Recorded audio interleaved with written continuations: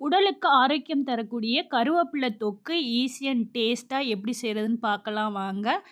இந்த ரெசிபிக்கு நான் 3 கைப்பிடி அளவுக்கு நல்லா கிளீன் பண்ணிட்டு, கழுவிட்டு மிக்ஸி ஜார்ல சேர்த்துக்கிறேன். அடுத்து காரத்துக்கு 6 காய்ந்த மிளகா, 6 பல்லு பூண்டு, கொஞ்சமா புளி, அடுத்து 1/2 ஸ்பூன் உப்பு சேர்த்து, கொஞ்சம் தண்ணி சேர்த்து, நல்லா மையா இத அரைச்சுக்கிற போறேன்.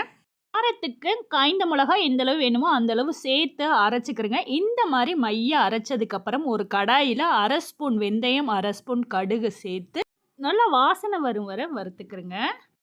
அடுப்ப ஸ்லோவா வச்சு வறுத்துக்கிறேங்க. வறுக்கும் போதே நல்லா கடுகு படபடன்னு பொரியும். நல்ல வாசனை வரும். அந்த டைம்ல எடுத்து இடிகல்ல போட்டு இடிச்சுக்கிறேங்க.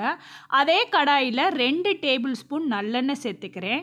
கடுகு, உளுந்தம்பருப்பு 5 பூண்டை தட்டிட்டு சேர்த்துக்கிறேன். காய்ந்த மிளகா 2 சேர்த்துக்கிறேன். சேர்த்துட்டு அரைச்ச அந்த பேஸ்ட்டையும் சேர்த்து கொஞ்சமாக தண்ணி சேர்த்து நல்லா மிக்ஸ் பண்ணி விடுங்க.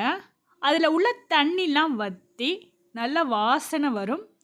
அதே சமயம் எண்ணெய் பிரிஞ்சு வரும். நல்லா கிண்டி கிண்டி விடுங்க. அடுப்பை மீடியம் ஃப்ளேமில் வச்சு குக் பண்ணுங்க. இந்த மாதிரி எண்ணெய் பிரிஞ்சு வந்ததுக்கப்புறம் 1/2 ஸ்பூன் வெல்லம் சேர்த்துக்கிறேன். நாட்டு சக்கரை சேர்த்துருக்கேன். இந்த மாதிரி தொக்கை ரெடி பண்ணி ஃப்ரிட்ஜில் வச்சுக்கிட்டோம்னா எப்போ தேவையோ அந்த டைமில் சாதம், இட்லி, தோசை இதுகளுக்கு சைடிஷாக சாப்பிடும்போது அட்டகாசமாக இருக்கும்.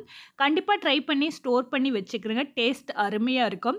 நல்லா பாருங்கள், அந்த தண்ணி வற்றி கலர் சேஞ்ச் ஆகி வறுத்து பவுட்ரு பண்ண வெந்தயமும் கடுகு பொடியும் இந்த டைமில் சேர்த்துட்டு நல்லா 2 நிமிஷம் மிக்ஸ் பண்ணிவிட்டு ஸ்டவ்வை ஆஃப் பண்ணிவிட்டு ஆறுனதுக்கப்புறம் இந்த மாதிரி கிளாஸ் பட்டரில் போட்டு ஃப்ரிட்ஜில் ஸ்டோர் பண்ணோம்னா கெட்டே போகாது. டேஸ்ட் அருமையாக இருக்கும். கண்டிப்பாக ட்ரை பண்ணிவிட்டு உங்களோட ஃபீட்பேக்கை நித்திலம் சேனலுக்கு ஷேர் பண்ணுங்கள். வீடியோக்கு மறக்காமல் லைக் கொடுங்க. தேங்க்யூ.